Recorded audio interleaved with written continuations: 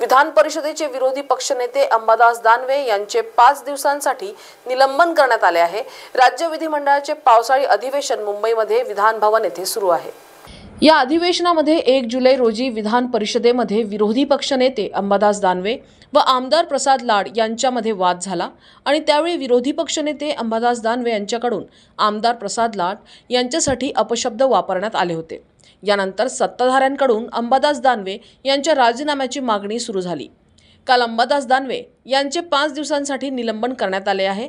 या अंबादास दानवे यांच्यावर झालेल्या कारवाई विरोधात शिवसेना उद्धव ठाकरे गट आक्रमक झाला आहे, तर छत्रपती संभाजीनगर शहरातील क्रांती चौकात उद्धव बाळासाहेब ठाकरे गटाच्या पदाधिकाऱ्यांनी एकत्र येत राज्य सरकार विरोधात जोरदार घोषणाबाजी केली आहे। यावेळी मोठ्या प्रमाणात ठाकरे गटाचे पदाधिकारी आणि कार्यकर्तेगण उपस्थित होते।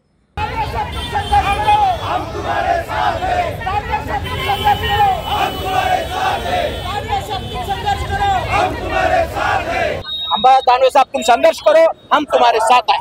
दानवे साहेबांसारखा एक विरोधी पक्षनेता ज्यांनी हिंदुत्वाची भूमिका सभागृहामध्ये मांडण्याकरता या ठिकाणी आवाज आपलं या ठिकाणी मत मांडत होते आणि पलीकडच्या बाजूने प्रसाद लाड त्याला विरोध करतो आणि बोलण्याच्या ओघामध्ये काही कमी जास्त इकडनं तिकडनं त्यांच्याकडनं कुठल्या प्रकारचं झालेलं नाही।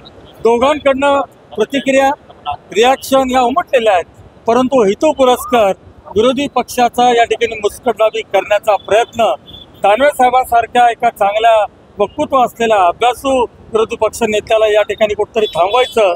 लोकसभेमध्ये जो यांना पराभव झाला, जनतेने जी यांची जागा दाखवून दिली, त्याचा सुद्धा हा राग आहे।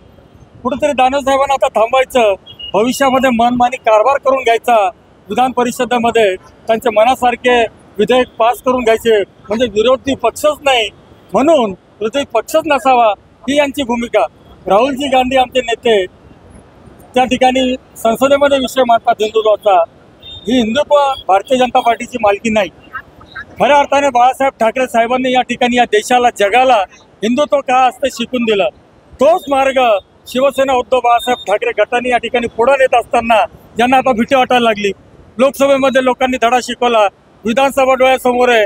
हाच मुद्दा घेऊन लोकांनी जर परत विधानसभेत आम्हाला लोक घरी बसवतील ती भीती त्यांना आहे आणि निश्चितपणे याचे पडसाद विधानसभेच्या निवडणुकांमध्ये सुद्धा उमटणार आहेत। हे घरी बसणार आहेत, त्या भीतीपोटी झालेली कारवाई।